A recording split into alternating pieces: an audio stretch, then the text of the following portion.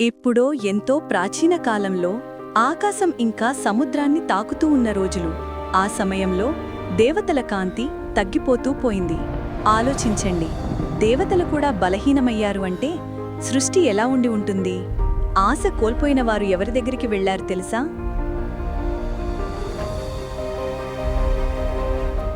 శ్రీ మహావిష్ణువు దగ్గరికి. అప్పుడు విష్ణువు మృదువుగా చిరునవ్వి అన్నారు, మీ శక్తిని తిరిగి పొందాలంటే క్షీరసాగరాన్ని మధించండి. అమృతం అక్కడ ఉంది.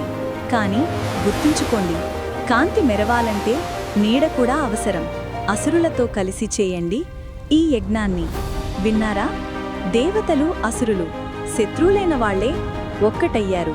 మందర పర్వతాన్ని మదనదండంగా తీసుకున్నారు. వాసుకి నాగు తాడుగా మారాడు. దేవతలు తోకపట్టారు, అసురులు తలపట్టారు. వాళ్లు లాగడం మొదలుపెట్టగానే సముద్రం గర్జించింది. ఆకాశం మెరుపులతో మిన్ను మెరిపించింది. ప్రపంచం మొదటిసారి ఊపిరి తీసుకుంది.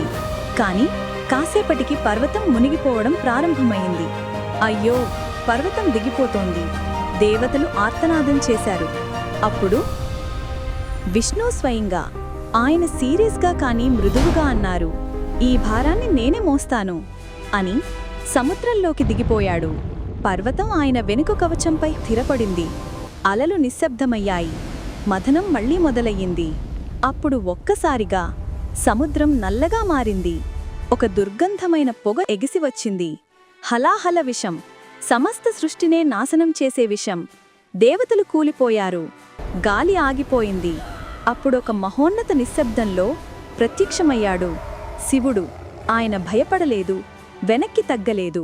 ఆ విషాన్ని తన చేతుల్లోకి తీసుకొని తాగేశాడు. మీరే ఊహించండి ఆ విషం ఎంత భయంకరమో. ఆయన గొంతు నీలమైపోయింది. పార్వతీదేవి తన చేయి ఆయన కంఠంపై ఉంచి ఆ విషాన్ని ఆపింది. అలా ఆయన అయ్యాడు నీలకంఠుడు, ప్రపంచాన్ని కాపాడిన మౌనవీరుడు. సముద్రం ప్రశాంతమయ్యింది. మళ్లీ మథనం మొదలయ్యింది. అప్పుడే అద్భుతాలు వెలువడ్డాయి.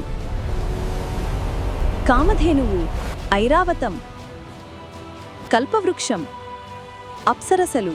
చివరగా వెలుగులోంచి ప్రత్యక్షమయ్యాడు ధన్వంతరిదేవుడు, చేతుల్లో అమృత కలశంతో. దేవతలు ఆనందంలో మునిగిపోయారు. కాని అసురుల కళ్లల్లో లోభం మెరిసింది. వారు అమృతాన్ని లాక్కొని పరుగులు తీశారు.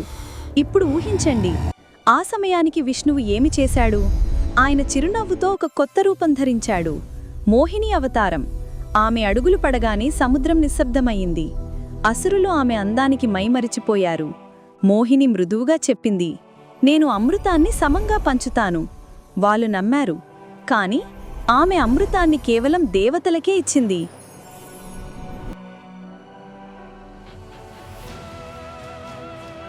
ఒక అసురుడు, రాహువు, దేవతలా వేషం వేసి తాగబోతున్నాడు.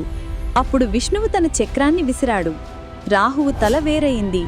ఆ అమర తల ఆకాశంలోకి ఎగిరి సూర్యుణ్ణి, చంద్రుణ్ణి వెంటాడుతూనే ఉంది. అదే మనం చూస్తున్న గ్రహణం. మథనం ముగిసింది. దేవతలు అమృతాన్ని పొందారు. వారి కాంతి తిరిగి వచ్చింది. విష్ణువు, శివుడు, బ్రహ్మ, త్రిమూర్తులు ఆకాశంలో నిలబడి సృష్టిని ఆశీర్వదించారు. కూర్మ అవతారం తన కర్తవ్యం పూర్తి చేసి నిశ్శబ్దంగా సముద్ర గర్భంలోకి దిగిపోయాడు. మరి మనకు ఈ కథ ఏమి చెబుతోంది? బలం అంటే గర్జించడం కాదు, ప్రపంచాన్ని మోసే స్థిరత్వం. మౌన సహాయం, అదే నిజమైన శక్తి, నిజమైన బలం. మౌన సహాయం. కూర్ముడు, ప్రపంచాన్ని మోసిన తాబేలు.